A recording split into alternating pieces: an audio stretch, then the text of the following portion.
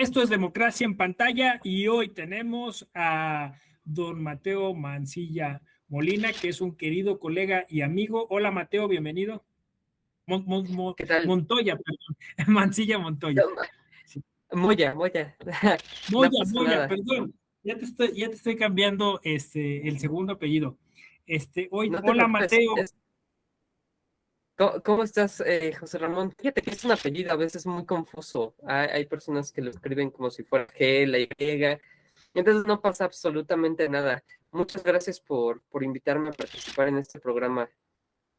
Y pues mira, justo porque tu apellido y tu nombre son muy sonoros, o sea, porque tienes en los tres la M, hoy vamos a hablar justo de un caso musical, ¿no? Nos propusiste hablar de Residente y me parece que es un temazazazo, hablar pues de esta música, vamos a decirlo así, de resistencia revolucionaria, también le llaman música social, ¿no? Tiene muchos nombres. Cuéntanos, a ver, ¿por qué te interesó el tema de Residente y la democracia? Claro. Fíjate que me llama mucho la atención porque en la experiencia latinoamericana, sobre todo hay este tipo de música de resistencia, ¿no? Y digo, es en general del mundo, hay expresiones que se resisten pues, a muchísimos contextos de opresión. Entonces, uno de los temas que me venía a la mente era el presidente, ¿no? Y posteriormente una canción que sacaron Residente y Bad Bunny en conjunto, ¿no? Afilando cuchillos, que sirvió incluso para presionar un cambio de gobierno en Puerto Rico. Entonces, la música de resistencia en general en la región de América Latina me parece muy interesante. Sí, justo coincidimos en ese tema, lo conversábamos fuera de cámaras. Curiosamente, Bad Bunny, que pues es atacado por muchos lados porque pues es un músico que pues sí llegó a la fama muy pronto, usando letras pues eso, escandalosas o morbosas, le dicen mucho. Incluso pues hay muchos cantantes, ¿no? Hay muchos personas que no les gusta Bad Bunny, pero curiosamente se involucró en un tema político en Puerto Rico, frente a pues eso, un gobernante que parecía ser muy autoritario y junto con Residente arman este concierto, ¿no? En el que, bueno, van otros artistas, pero está esta letra, ¿no? Esta letra tan interesante. Sí, justamente, por supuesto ha sido muy criticado, ¿no? Bad Bunny, y en general el reggaetón, ¿no? Hay un discurso político, filosófico, que por supuesto ha combatido los prejuicios que detonan las letras, ¿no? Y las prácticas dentro de ese género musical. Sin embargo, pues Bad Bunny vino a revolucionar un poquito eso, ¿no? Y se convirtió en un reflejo también de una necesidad, como momento que hay ahorita mismo, ¿no? Un cambio necesario, urgente, y que me parece que pegó no solamente en su tierra natal, sino en toda la región en todo el mundo, porque expresaba un interés común, una suerte de justicia globalizada que las personas estaban exigiendo, ¿no? Sobre todo, bueno, determinados grupos. Sin embargo, bueno, ese espíritu de lucha luego se conjugó un poquito en una composición que tuvo en particular con Residente, que es otro de los músicos que se han mostrado de resistencia en Puerto Rico, que han construido letras que incitan al cambio, que promueven una posición política muy particular, que hablan desde una identidad de lucha, que hablan desde una identidad que busca la igualdad en el mundo. Entonces, bueno, se conjugaron ambos artistas y compusieron esta canción que se llama Afilando Cuchillos, ¿no? Afilando los Cuchillos, para solicitar el cambio de un gobernador que ya no era muy querido por allá, Ricardo Rossello, ¿no? Antes de darte la Sí, palabra, sí quiero abrir un paréntesis, porque mencionabas tú la cuestión de la letra, y hay algo ahí muy importante, ¿no? Sobre cómo, sí lo musical por un lado, pero también cómo la lengua, ¿no? El lenguaje que utilizan es ese espacio desde donde construyen y critican a los mundos. Critican el mundo que no quieren y construyen el mundo que anhelan. Entonces, bueno, eso me parece muy interesante. Por supuesto, lo hacen desde un código estético y particular, a lo estrictamente musical, ¿no? Pero hay algo ahí que se podría estar explorando definitivamente, entre otros temas que ya saldrán más adelante por acá, la memoria. Sí, pues digamos, y me engarzo con esto que estás diciendo. Al final es una creación literaria, o sea, al final es, pues sí, es un tipo de escritura, ¿no? Que tiene una melodía detrás, pero que pues finalmente tiene que ver con la poesía, ¿no? Y en su momento, pues la literatura también y la poesía y las declamaciones y los discursos y todo eso, pues tiene, como dices tú, una, una cuestión estética, ¿no? Que capta la atención y que unido a la música, pues hace que de alguna manera también las emociones suban, ¿no? Ahora hay que tomar en cuenta una cosa interesante. El reggaetón es hijo del reggae y el reggae siempre fue un concepto musical que estuvo ligado a la revolución, que estuvo ligado a la movilización social, ¿no? Y cuántos estilos musicales o cuántos movimientos musicales pueden jactarse de eso. Yo creo que muy pocos, ¿no? En el mundo, ¿no? Quizá el rock, ¿no? Lo tenemos como muy, pero sí, sí movilizó a gente, pero no para derrocar a un gobierno en un lugar. Por eso a mí me fascina lo del reggaetón, que a pesar de ser, pues eso, un estilo muy vilipendiado, tenga la posibilidad de colocarse en la historia como un movimiento musical que derrocó un gobierno y haberlo hecho justo eso, ¿no? Con Residente, que es una agrupación seria que siempre se ha comprometido con estas causas sociales. Fíjate que me llama mucho la atención sobre lo que considero también detenernos un poquito.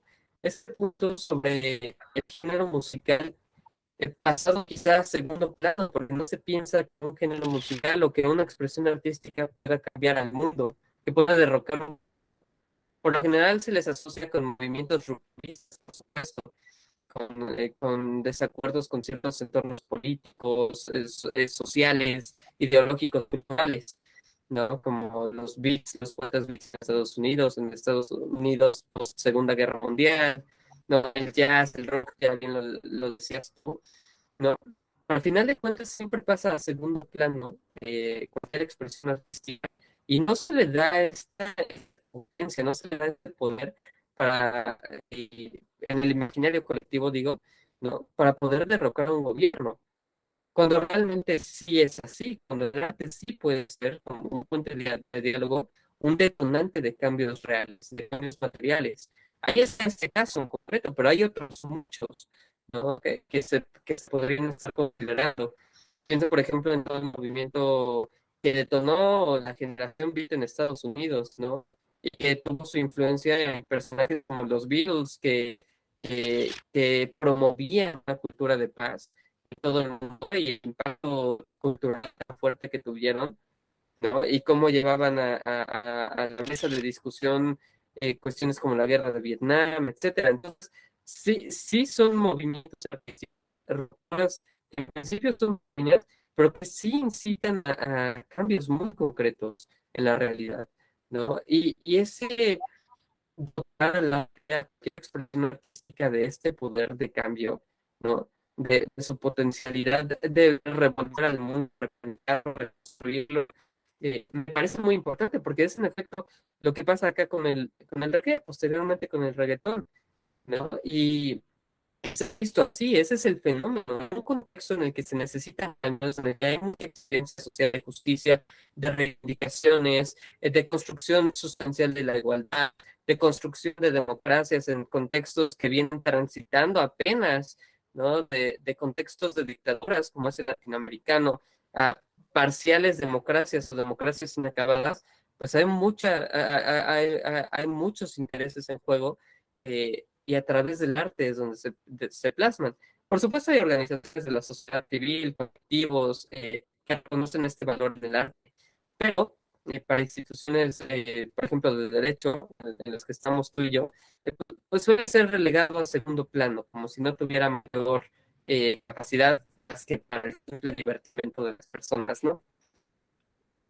Sí, fíjate Entonces, que, bueno, ese es un que punto a tomar en consideración. sí, sí, perdón que te interrumpí. No, es que luego No, el desfase, ¿no? De la plataforma, luego hay como un delay. Pero entonces, me decías, Mateo, que claro, que a veces no tiene reconocimiento estos movimientos, pero curiosamente el arte tiene además otro poder, ¿no?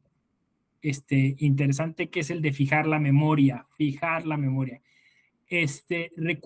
Recuerdo otro caso muy emblemático en torno a la música, que es el de Bloody Sunday, ¿no?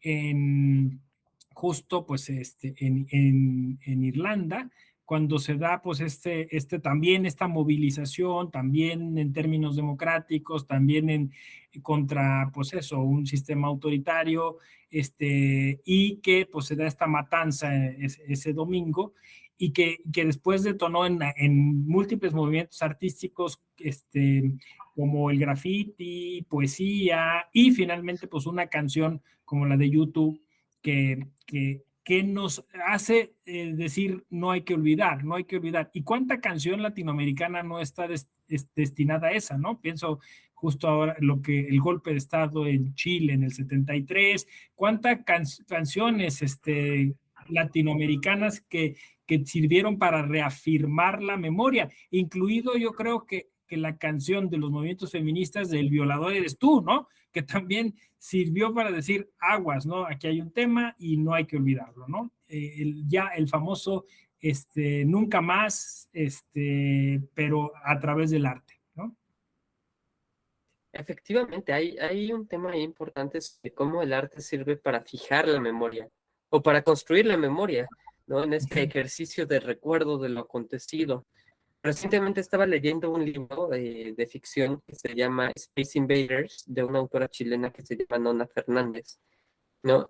Y a pesar de que la novela, la micronovela, es un tanto ficticia, eh, pues aborda el tema de la dictadura en Chile, ¿no? Y hay un punto en el que el lector no sabe si está en la realidad, en la ficción, pero a final de cuentas hay ahí un ejercicio, independientemente de lo fáctico o de lo ficticio del texto, hay un tema ahí muy relevante en torno a el ejercicio que se está haciendo por recordar lo acontecido en un determinado contexto y por no dejar que se olvide, que a final de cuentas hay un contexto de graves violaciones a derechos humanos, que hay graves crímenes contra la humanidad, que hay un contexto político que lo posibilita, ¿no? Y que hay una necesidad de hacer justicia a alguien, a víctimas de esos entornos, ¿no? Este álbum, esta pieza que mencionas, por ejemplo, de Sunday, o, o las mismas que ha hecho Residente, ¿no? Residente en 2017 publicó un álbum que justamente se llama Residente, se grabó en Nueva York,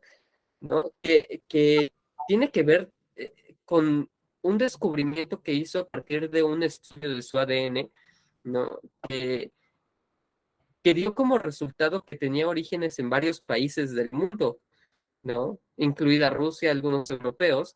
Y entonces él fue como un descubrimiento y una reconstrucción de su identidad, en la que fue descubriendo los ritmos de cada uno de estos lugares y a partir de ahí empezó a construir música con grupos locales de estas entidades, de estos lugares geográficos, ¿no? Ajá, y que tenía sus propias culturas, su propia forma de hacer música, ¿no? Y fue como llevar su propia música, ¿no? Latinoamericana, a dialogar con el resto de la música de esos lugares, porque al final de cuentas había un puente de diálogo entre todas, a partir de su propia genética, ¿no? Y entonces, en esta música, en estas canciones que compuso, pues abordaba siempre temas de igualdad, ¿sabes? Como insertándose en esta idea de la música de la resistencia, de la reivindicación, ¿no? Y bueno, trata temas tan duros como lo que es la guerra, en una descripción tan poética sobre la idea de la guerra, la imposición de ideas, o sea, y una idea muy abstracta también, muy general, que se puede aplicar a cualquier conflicto bélico, casi, casi, ¿no? Pero que ayudan a sostener ahí que hay algo, ¿no? Más allá de la música, más allá de la letra, que es cómo se construyen las identidades, cómo él se vincula con otras culturas, cómo no existe esta hiperindividualidad a la que se alude en el capitalismo, ¿no? Cómo más bien el trabajo tiene que ser colectivo, porque todos venimos de esa colectividad, ¿no? Y todo eso, bueno, se vuelve un tema musical muy poético, que permite llevar estos tópicos un poquito más allá de las letras por sí mismas, ¿no? Se convierte en una música que necesariamente, por el tono poético que maneja, eh, que incita a la reflexión y que incita al ejercicio del recuerdo y que incita a recordar que algo hay, ¿no? En este mundo o que nos une o que está mal, ¿no? Como podría ser la guerra como forma de resolución de cualquier conflicto, ¿no? Sí, Antes que la paz. hay otro tema que creo, a ver, se me ocurre, ¿no? Y es que al final, o sea, la letra acompañada de la música también nos genera una conexión cerebral distinta, porque al final de cuentas, o sea, nos sintonizamos. La música es un ejercicio colectivo, o sea, es casi tribal, ¿no? O sea, oír los tambores, o sea, ciertos instrumentos hacen, o sea, que bailemos o que tratemos de conectarnos o que tratemos de entendernos, ¿no? Y entonces tiene ese poder como catárquico, pero también tiene ese poder de sintonización, vamos a decirlo así, ¿no? Entonces, justo eso, la letra acompañada con estos otros elementos, pues genera un tipo pues de cuestión emocional que nos permite hacer más sensible, más asible el momento que estamos tratando de recordar, de revivir, ¿no? Entonces, pues por eso tenemos la capacidad de que cuando oímos un tipo de letra, pues sentir emociones muy particulares, llorar o alegrarnos o emocionarnos, ¿no? Con ciertas cosas. Y por eso es que, pues, hasta la fecha, pues, los grupos cuando van a un concierto, o sea, las personas cuando van a un concierto, pues sienten esta hermandad, ¿no? Sienten no sé, esta cuestión, esta vibra extraña que a veces uno no logra entender, sobre todo, bueno, pues cuando no coincide con ciertos movimientos musicales, ¿no? Obvio, también está detrás todo el tema mercadológico, etcétera, ¿no? Pero bueno, o sea, al final, lo que tú dijiste hace rato, ¿no? O sea, no menospreciar el arte y que aunque se pudiera discutir si algunos estilos musicales son artísticos, pues finalmente tiene sonido y tiene letra y tiene cosas que le vinculan a ese ejercicio artístico, ¿no? Por supuesto, hay muchos elementos que se utilizan en el arte, tanto en lo estrictamente sonoro de la música como en lo lingüístico de la poesía o de las letras musicales o de la ficción, que apela a lo sensorial, ¿no? Estudios de literatura neurocognitiva se han hecho una distinción entre el acercamiento, por ejemplo, a un texto estrictamente académico con un lenguaje técnico, ¿no? Y el acercamiento a un texto de literatura o de ficción, de poético, ¿no? Y el proceso neuronal, neurocognitivo, que se activa en cada una de estas dos experiencias es muy distinto. Empezando porque lo literario, lo artístico, como también lo es la música, apelan a lo sensorial, ¿no? Cosas, o sea, el sol se describe a partir de sus colores, a partir de su superficie, aquello de que es tangible en el sol, ¿no? Así se describe en un poema. El sol se siente ardiendo en la piel que se derrite sobre el pavimento, Uh ¿no? -huh. La sangre se siente cálida cuando uno se cae y desborda también sobre la tierra cálida del verano, cosa que no pasa en un texto académico. El proceso neurocognitivo, cuando nos Uh aproximamos -huh. al arte, que se activa, es muy distinto a aquel que se activa cuando nos acercamos a expresiones no estéticas, aquellas que no apelan a lo sensorial, que más bien que describen al sol en términos científicos o a las Mm. llagas que uno se hace en un accidente, también en términos técnicos, ¿no? Y este proceso básicamente consiste en que en lo sensorial se activan las neuronas espejo, ¿no? Nos permite de alguna forma esa experiencia sensorial que estamos sintiendo a través del arte, de alguna forma vivir la experiencia sin estarla propiamente viviendo, ¿no? Y eso se llama generar empatía, ¿no?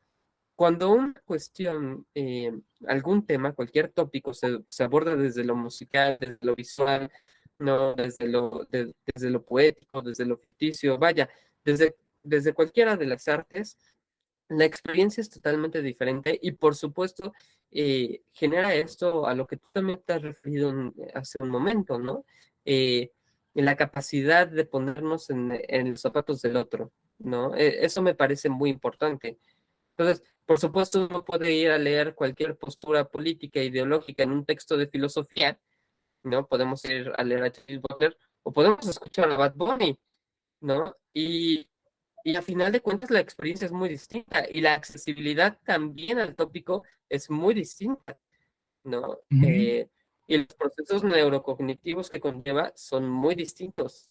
Y aquellos que apelan a la empatía también incitan al cambio, incitan a que se derroque un gobierno si se tiene que derrocar un gobierno, ¿no? Entonces, por supuesto, ese me parece un tema muy relevante. Sí, sin duda, sin duda. Entonces, fíjate, estos procesos neurocognitivos como refuerzo, pues para movimientos necesarios a nivel social, ¿no? Apoyados, pues eso, del arte como un detonante de libertad, de democracia, porque al final, pues nos guste o no un tipo de música, un estilo de música, pues tenemos que respetarlo y al final de cuentas, me parece que hay a veces algún tipo de postura clasista diciendo esta música es para un cierto, o sea, cierto nivel, ¿no? Sociocultural o socioeconómico. O sea, al final de cuentas, podemos problematizar sobre las letras y sobre los acordes y el ensamble y si está bien o no armado, si hay un mejor tipo de música, pero necesariamente en una democracia tenemos que convivir con esos distintos estilos y porque no sabemos si en una de esas, uno de esos estilos va a lograr una revolución, ¿no? Definitivamente, y justamente, mira, este punto me permite también retomar la idea de la construcción de memoria, ¿no?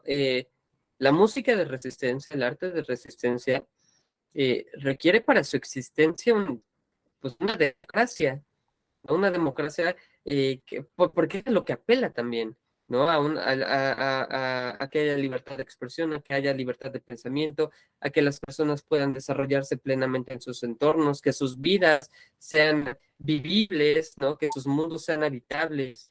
Eso es lo que se busca, eso es lo que se anhela cuando hablamos de arte de resistencia, ¿no? Exacto. Y en ese sentido, por supuesto, cuando vienen todas estas manifestaciones artísticas, eh, pues, pues por lo general es en contextos donde no existen libertades, donde no existe la atmósfera necesaria para que una vida pueda ser vivible, para que un mundo pueda ser habitado, ¿no? Exacto. Y en ese sentido, por supuesto, todos estos artistas y música de la que hemos hablado ahorita se sitúan en contextos o de conflicto bélico o de tránsito de gobiernos de dictadura a gobiernos de democracia, ¿no? Pero al final de cuentas nos recuerdan que lo que necesitamos para que se puedan desarrollar todas estas vidas, todas estas expresiones artísticas, para que se puedan construir identidades, al final de cuentas es un contexto de democracia, porque es ahí donde se posibilita la paz, es donde se posibilita la sana convivencia,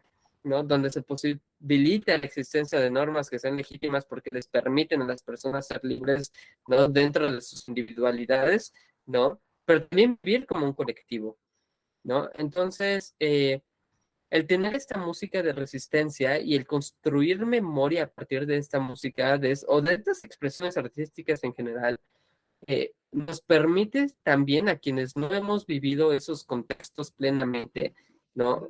por ejemplo, a ti y a mí, que tú y yo, perdón, que no vivimos la dictadura en Chile, ¿no? O a las generaciones que más recientes, ¿no? Las nacidas después del año 2000, que no les ha tocado en carne y hueso el siglo XX latinoamericano. eh, pues les permite saber qué pasó en ese siglo XX latinoamericano y de una forma muy accesible, distinta a la estrictamente académica, ¿no?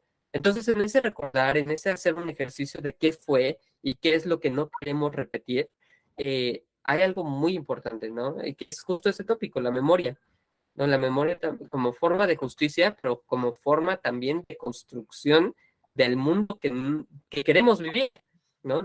O el rechazo de ese mundo que no queremos repetir.